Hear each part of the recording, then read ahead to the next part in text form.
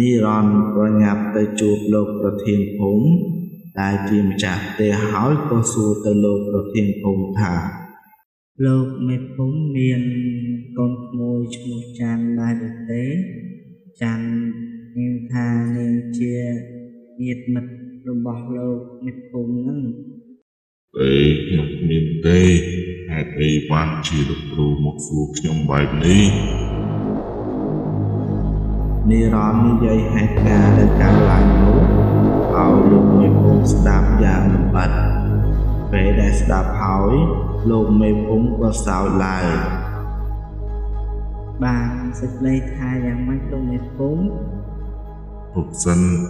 ខ្ញុំត្រូវសួរលោកគ្រូសិនបានសេចក្តីថាយ៉ាងម៉េចលោកមេភូមិស្រីដែលមកជួបលោកគ្រូហ្នឹងតែងខ្លួនយ៉ាងម៉េចទៅគឺនាងស្លៀកសំពត់ចងបិណ្ឌបែបបុរាណណាលោកមេភូមិ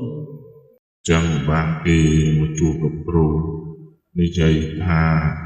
យ៉ាងម៉េចខ្លះទៅលោកគ្រូនាងប្រាប់ថានាងជាញាតិមិត្តរបស់លោកមេភូមិលោកមេភូមិធ្លាប់បញ្ជូននាងទៅប្រកួតធីតាកសិកម្មនិងទទួលបានតំណែងឈ្នះដាច់នាងប្រាប់តែប៉ុណ្ណឹងខ្លាចមានរឿងមិនល្អខ្ញុំក៏មក